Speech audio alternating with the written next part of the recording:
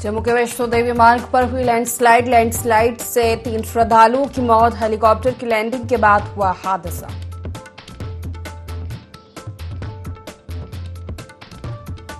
मुरादाबाद दौरे पर सीएम योगी आदित्यनाथ करोड़ों की विकास परियोजनाओं का किया शिलान्यास, लोकार्पण, पासिंग आउट परेड के लिए सलामी।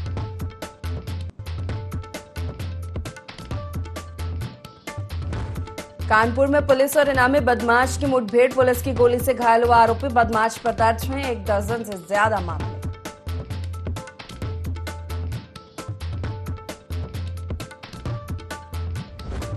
सोमवती अमावस्या पर गंगा घाट पर श्रद्धालुओं की भीड़। संभल के राजघाट पर श्रद्धालुओं ने लगाई आस्था की डुबकी। गंगा स्नान से मिलता है पुण्य लाभ।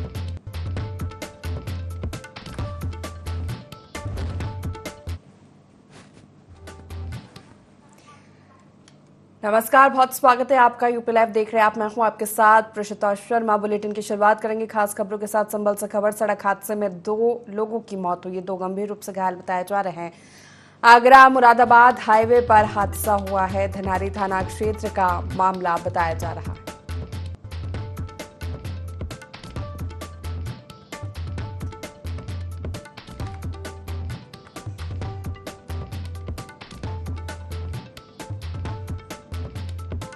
संभल से बड़ी खबर आपको बता रहे हैं। सड़क हादसे में 2 लोगों की मौत हो गई है। 2 गंभीर रूप से घायल बताए जा रहे हैं। आगरा मुरादाबाद हाईवे पर हादसा हुआ है। धनारी थाना क्षेत्र का मामला बताया जा रहा है।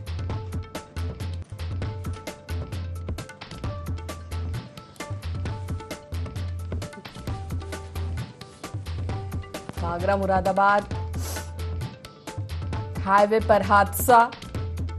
सड़क हादसे में 2 लोगों की मौत, 2 गंभीर रूप से घायल। धनारी थाना क्षेत्र का मामला।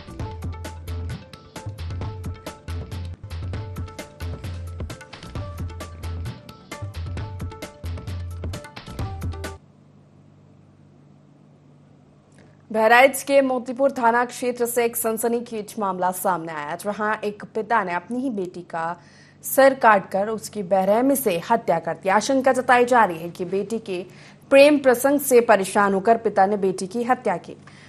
मृतक लड़की का नाम खुशबू और उम्र 17 साल बताई जा रही। फिलहाल सूचना मिलते ही पुलिस मौके पर पहुंची और जांच पड़ताल शुरू कर दी।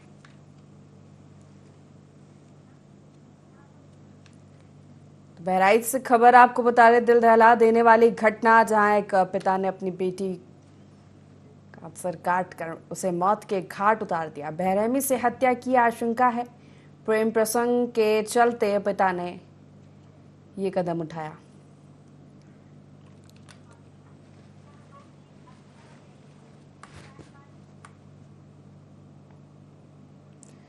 मुख्यमंत्री योगी आदित्यनाथ मुरादाबाद दौरे पर है। उन्होंने विभिन्न परियोजनाओं का शिलान्यास किया। इससे पहले डेप्यूटी एसपी की पासिंग आउट परेड की सलामी ली। डॉक्टर भीमराव अंबेडकर पुलिस अकादमी में आयोजित दीक्षांत परेड में मुख्यमंत्री योगी आदित्यनाथ बतौर मुख्य अतिथि शामिल हुए। अकादमी से प्रशिक्षण प्राप्त कर 74 डेप्यूटी एसपी पास आउट हुए। इनमें 18 महिला, 56 पुरुष अधिकारी शामिल है। प्रशिक्षण के दौरान उत्कृष्ट प्रदर्शन करने वाले प्रशिक्षु अधिकारियों को मुख्यमंत्री ने सम्मानित किया। इस कार्यक्रम के बाद सीएम ने मुरादाबाद में जिले की 401 करोड़ की परियोजनाओं का लोकार्पण और शिलान्यास किया।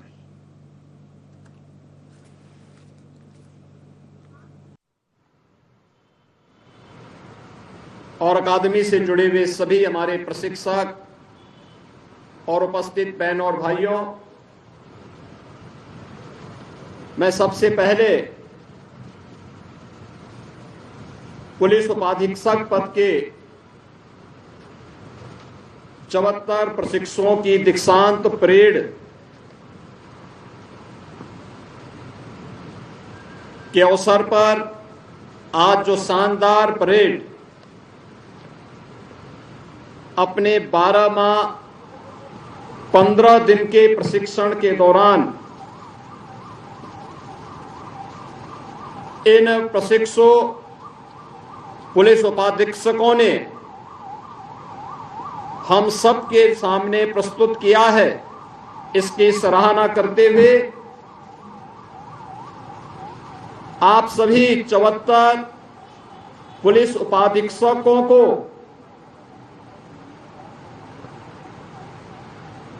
दुनिया के सबसे बड़े पुलिस बल, सिविल पुलिस बल का हिस्सा बनाने के लिए हृदय से बधाई देते हुए आप सबको भी मैं अपनी मंगलमय शुभकामनाएं देता हूं। आप सबने इस दौरान अपने परिश्रम, लगन और मनोयोग से सफलतापूर्वक अपना प्रशिक्षण पूरा किया है। आपकी सफलता के लिए आपके माता पिता, अभिभावक, अन्य मित्रों, सहयोगियों और अकादमी के प्रशिक्षकों का योगदान सराहनीय रहा है। इसके लिए भी मैं उन सभी का हृदय से अभिनंदन करता हूं। मुझे बताया गया है कि प्रशिक्षण के दौरान प्रशिक्षुओं को अंतः कक्ष प्रशिक्षण के अंतर्गत कानून व्यवस्था, विधि, मानवाधिकार, साइबर क्राइम, पुलिस रेगुलेशन, विधि विज्ञान, भाषा ज्ञान इत्यादि से जुड़े हुए विभिन्न विषयों के बारे में जहां अध्ययन कराया गया, वहीं साथ ही साथ 1 जुलाई 2024 से 3 नए कानून, भारतीय न्याय संहिता 2023, भारतीय नागरिक सुरक्षा संहिता 2023, भारतीय साक्ष्य अधिनियम 2023 के रूप में इन नए कानूनों के बारे में भी प्रशिक्षण इन सभी प्रशिक्षुओं को उपलब्ध करवाया गया। हम सब जानते हैं कि हमारी वर्दीधारी पुलिस फोर्स हो, अर्धसैनिक बलों के जवान हो या सेना के, उनके प्रशिक्षण के बारे में एक बात बहुत ही स्पष्टता से कही जाती है कि प्रशिक्षण के दौरान जितना अधिक पसीना बहेगा, सेवा काल के दौरान उतना ही कम रक्त बहाने की नौबत आएगी। और 12 माह 15 दिन का आपका ये प्रशिक्षण एक चुनौतीपूर्ण दायित्व का निर्वहन करने की दिशा से आपको इसलिए भी गौरवान्वित करेगा, न केवल देश के अंदर बल्कि पूरी दुनिया के अंदर सबसे बड़े पुलिस बल का हिस्सा आप बनने जा रहे हैं। इसके लिए आप सबके मन में गर्व की अनुभूति होनी चाहिए। इसके लिए मैं आप सबका हृदय से बधाई देता हूं, आपका अभिनंदन भी करता हूं। आदरणीय प्रधानमंत्री जी ने स्मार्ट पुलिसिंग की एक अवधारणा दी है। ये स्मार्ट पुलिसिंग जो स्ट्रिक्ट भी हो लेकिन उतनी ही सेंसिटिव भी, मॉडर्न हो। जौनपुर की थाना सरपतहा पुलिस टीम ने चेकिंग के दौरान 3 पशु तस्करों को गिरफ्तार किया है। बताया जा रहा है पशु तस्कर पिकअप वाहन से गोवंश को वध के लिए ले जा रहे हैं, तभी पुलिस ने घेराबंदी कर तस्करों को गिरफ्तार किया। इस दौरान पशु तस्करों ने फायरिंग भी की। तस्करों के पास से देसी तमंचा, जिंदा कारतूस, गोवंश और पिकअप वाहन बरामद किया गया है।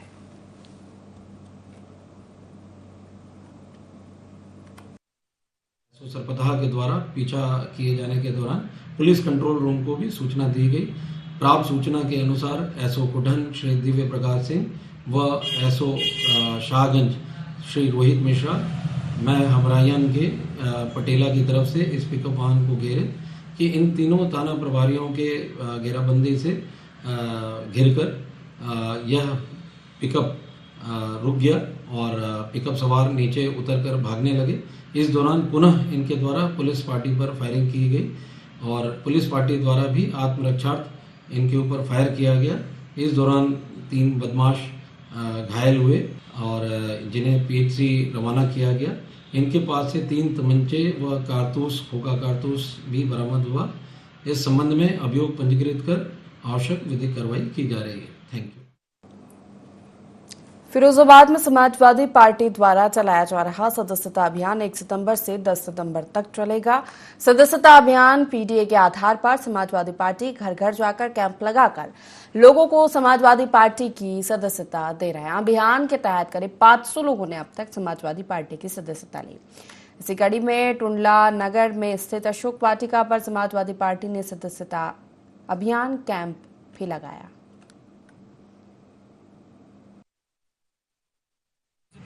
समाजवादी पार्टी द्वारा जो सदस्यता अभियान चल रहा है, इसका मुख्य उद्देश्य है समाजवादी विचारधारा को, नीतियों को पीडीए के माध्यम से लोगों के पास पहुंचाना। अब तक कितने सदस्य समाजवादी पार्टी से जुड़ चुके हैं? ब्लॉक टुंडला में सदस्यता अभियान ये 6वां अभियान है। लमसम 600 साढ़े 600 के करीबन सदस्य जुड़ चुके हैं। 10 सितंबर तक कंटिन्यू 5 विधानसभा में, नगर में, देहात में हमारे फ्रंटल अध्यक्ष सब नगर जा रहे हैं, पार्टी की सदस्यता ग्रहण करा रहे हैं। पीडीए के आधार पर हमारी समाजवादी पार्टी घर घर जाकर कैंप लगाकर भारी तादाद में हमारी लोगों का सदस्यता ग्रहण कर रहे हैं और 27 में आदरणीय अखिलेश यादव जी की तरफ देख रहे हैं। सिद्धार्थनगर के जिलाधिकारी डॉक्टर राजा गणपति आर ने बांसी नगर पालिका कार्यालय की व्यवस्था और अभिलेखों का औचक परीक्षण किया। इस दौरान कमियां पाए जाने पर जिलाधिकारी ने कड़ी नाराजगी जताई। जिलाधिकारी डॉक्टर राजा गणपति आर ने कहा कि निरीक्षण के दौरान अभिलेखों में बहुत सी कमियां पाई गई और आदेशित भी किया गया है कि 4 दिन में अभिलेखों को पूरा किया जाए। वहीं अभिलेखों को पूरा नहीं किया जाएगा तो कठोर कार्रवाई की जाएगी। जो नगर पालिका बासी में जो मेरे माध्यम से निरीक्षण किया गया है, और निरीक्षण में साथ में जो एसडीएम बासी भी था साथ में, और ये वो सब लोग उपस्थित है। और निरीक्षण में मतलब काफ़ी अभिलेखों को कमियों मिला है और इन लोगों को टाइम दिया गया 10 दिन। 10 दिन में यदि सुधार नहीं होगा फिर कठोर से कठोर कार्रवाई करने के लिए निर्देशित किया गया है। हमीरपुर में पीड़ित ने डीआईजी बांदा कार्यालय पहुंचकर न्याय की गुहार लगाई है। पीड़िता का कहना है कि संगठित गिरोह के प्रॉपर्टी के नाम पर उसे लाखों रुपए की धोखाधड़ी की। उसे फर्जी कागजात दिखाकर प्लॉट की रजिस्ट्री दी गई। वहीं जब पीड़ित के सामने सच आया तो उसने प्रशासन से शिकायत भी की, पर बावजूद उसकी कार्रवाई नहीं की। इसी के चलते पीड़ित ने अब डीआईजी बांदा से पैसे वापस दिलाने संगठित गिरोह के खिलाफ कार्रवाई की मांग की है। समस्या हमसे प्लाटिंग वालों ने पैसा ले लिए और रजिस्ट्री करते हैं। हमने राज कोतवाली में भी शिकायत की तो राज कोतवाली वालों ने राजीनामा भी करा दिया 24 तारीख को। ना पैसा दे रहे ना कछु धमकी दे, ये कह रहे हो जाएगा, जे कछु नहीं देंगे, कर लेना जे कछु करना हो। कप्तान साहब ने रात पे खेलिया ने कर दिया था आदेश।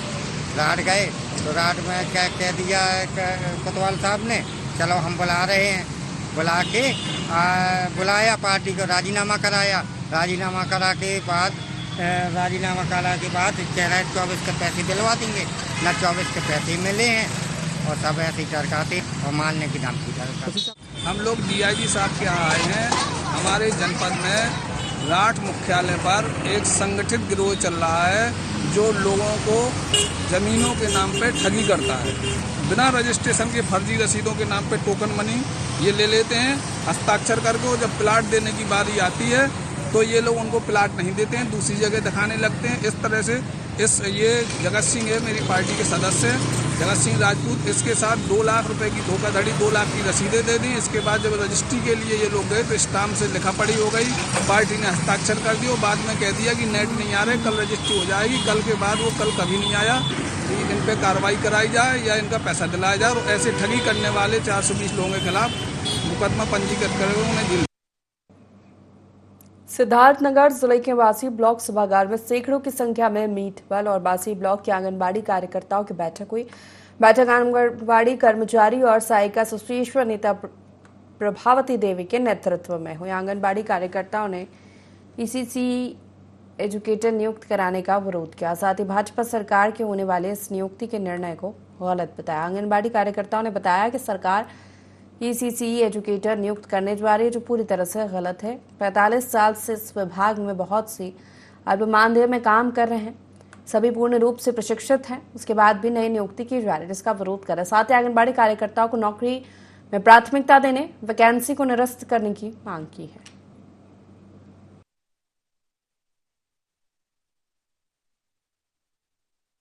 और समस्याएं तो बहुत है हम लोगों के पास, लेकिन मेन समस्या जो नई वैकेंसी सरकार निकाली है उसको लेकर के है।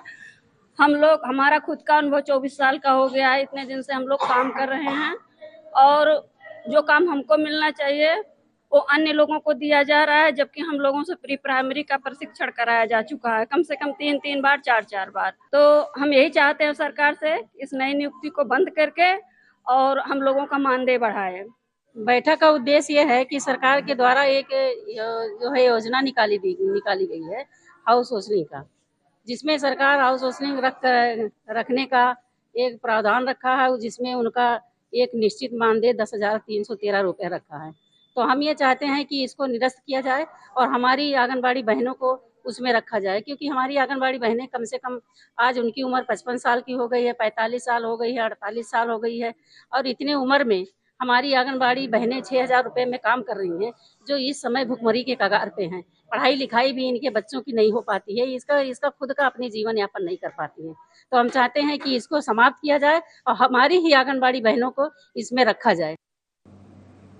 कौशाम्बी के मंजनपुर में सिराथू रोड पर तेज रफ्तार कार ने कई लोगों को टक्कर मार दी। इसमें कई लोग गंभीर रूप से घायल हो गए हैं, जिसके बाद मौके पर लोगों की भीड़ इकट्ठा हो गई। नाराज लोगों ने ड्राइवर की पिटाई कर दी। इसका वीडियो सोशल मीडिया पर वायरल हो रहा है। वहीं पुलिस ने मौके पर पहुंचकर ड्राइवर को गिरफ्तार किया। सभी घायलों को मेडिकल कॉलेज में भर्ती कराया गया है, जहां उनका इलाज जारी है।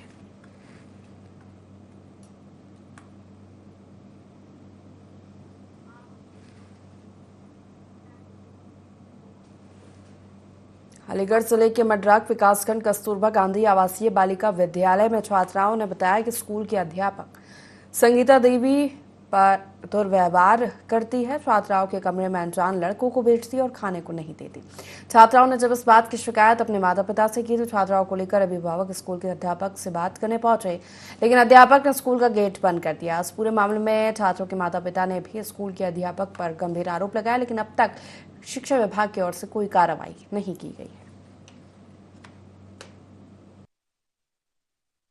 और पहले बच्चे मेरे टाइम से आ जाते थे, अब बच्चे स्कूल आने के लिए तैयार नहीं है, क्योंकि ये मैम मारपीट बदतमीजी सब करती हैं बच्चों के साथ, ना खाने को ठीक से दे रही हैं, जात बिरादरी का वो करती हैं। बेशक मैं पंडित हूँ, लेकिन और भी बच्चे हैं, मैं सबके लिए ही बोल रही हूँ।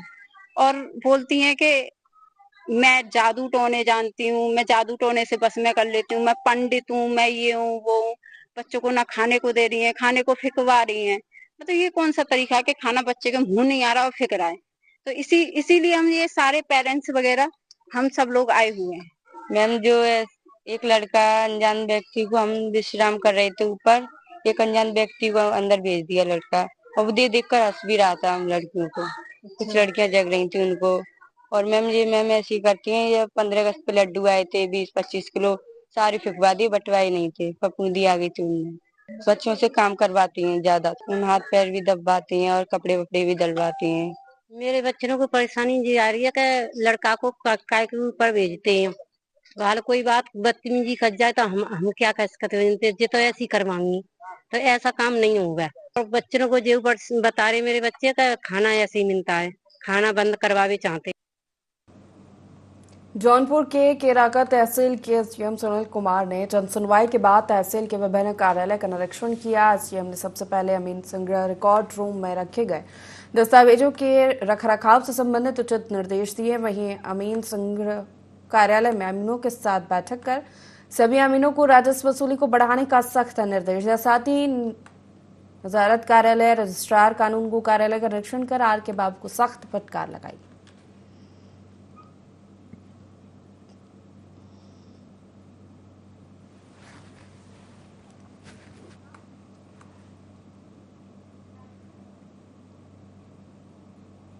खबर लखनऊ से है, जहां नवाब ब्रांड के डीएनए मैच पर भाजपा प्रवक्ता आलोक अवस्थी का बयान सामने आया। उन्होंने कहा है कि कन्नौज के बलात्कारी समाजवादी नवाब ब्रांड का डीएनए टेस्ट मैच कर गया है। इससे नार्को और डीएनए टेस्ट की मांग अखिलेश यादव ने की थी। बलात्कारियों को बचाने नवाब और खान ब्रांड के साथ खड़े होने वाले अखिलेश यादव अब क्या जनता से माफी मांगेंगे?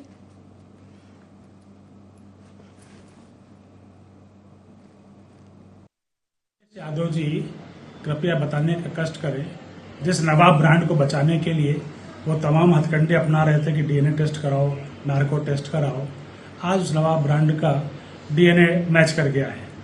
उस बलात्कारी उसको अब बचाने के लिए अखिलेश यादव जी क्या कहेंगे? और मैं ये पूछना चाहता हूँ, जो मोहित खान है जिसने अयोध्या की एक नाबालिग बेटी के साथ जो बलात्कार किया है और गर्भ ठहराया है, उसकी रिपोर्ट भी आने वाली है। तो अखिलेश यादव जी की पार्टी का जो पुराना स्टैंड रहा है कि बलात्कारियों को कहते थे लड़के लड़कियों से गलती हो जाती है, अब डीएनए टेस्ट मैच हो जाने के बाद क्या श्रीमान अखिलेश यादव माफी मांगेंगे? कानपुर में पनकी पुलिस और इनामी बदमाश की मुठभेड़ हुई, जिसमें आरोपी अनमोल सिंह को गोली लगने से घायल हो गया। अनमोल सिंह पर 25,000 रुपए का इनाम था। आरोपी पर पनकी सहित कई थानों में 1 दर्जन से ज्यादा मामले दर्ज हैं।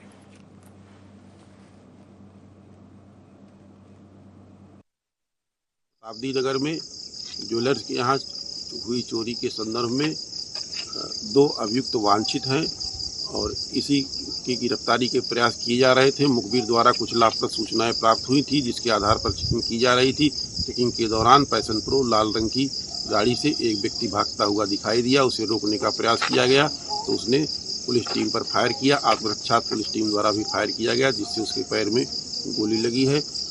अपराधी का नाम अनमोल सिंह है और इसके विरुद्ध विभिन्न थानों में 12 से अधिक मुकदमे दर्ज हैं।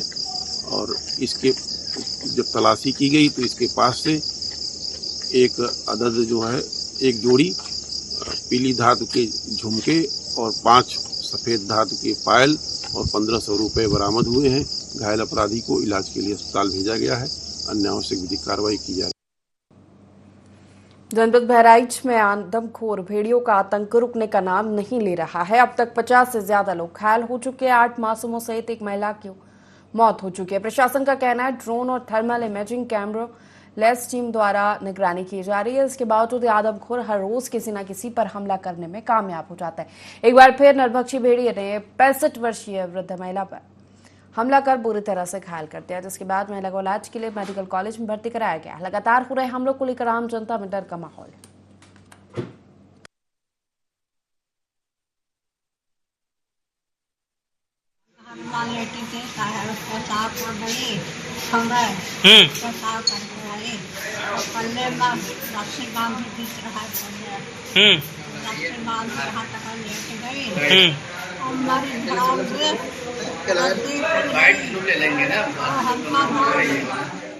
जनपद बहराइच के महसी तहसील में आज एक और आदमखोर भेड़िए द्वारा एक वृद्ध महिला को घायल करने की घटना हो रही है।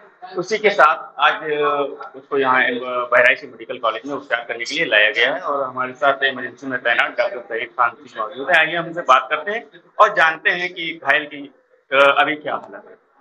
डॉक्टर साहब, क्या मामला है और अभी मरीज की हालत क्या है? वाइल्ड एनिमल बाइट का केस है, सीएचसी नासिक से रेफर हुआ है और अभी हमारे यहाँ इमरजेंसी में रिसीव किया है पेशेंट को। 70 साल की महिला है और ऐसा बताया जा रहा है किसी आदमखोर जानवर ने उनका हमला किया हुआ है। जो बॉडी पे मार्क्स हैं, जो निशान है, वो क्या लग रहा है कि कोई वाइल्ड एनिमल है या कुछ और? अब अभी तक तो परिजन ने जो बताया है कि कोई वाइल्ड एनिमल ने हमला किया है और निशान को देखते हुए भी कुछ ऐसा लग रहा है। बाकी डिटेल्ड एग्जामिनेशन अभी जारी है हम लोगों का और हम लोग कि ज़्यादा जानकारी हम लोग बाद में। पेशेंट की कंडीशन कैसी है? पेशेंट कंडीशन अभी स्टेबल है। तो ये थे हमारे साथ मौजूद इमरजेंसी में खान जी, हमने बात की और उन्होंने बताया कि पेशेंट की अभी कंडीशन स्टेबल है। और ऐसे में सवाल ये उठता है कि लगातार जो जिला प्रशासन वन विभाग के द्वारा कामगिरी की जा रही है और लगातार भेड़िए को पकड़ने का प्रयास किया जा रहा है, लेकिन उसके बावजूद भी तकरीबन 50 से ज्यादा लोग घायल थे, उसमें से एक घायल की बढ़ोतरी और हो जाती है और तकरीबन 9 लोगों की मृत्यु की सूचना भी है। तो ऐसे में अब सवाल ये उठता है कि जब लगातार कॉम्बिंग की जा रही है और लगातार भेड़िया को पकड़ने का प्रयास किया जा रहा है, लेकिन भेड़िया अभी भी प्रशासन की गिरफ्त से बाहर है और कितनी मासूमों की जान लेगा ये आदमखोर भेड़िया और कितने लोगों को घायल करेगा, ये भी एक सवाल उठता है। बहराइच से IND24 के लिए। इसी के साथ फिलहाल इस बुलेटिन में इतना ही। लगातार खबरों के लिए देखते रहिए IND24। नमस्कार।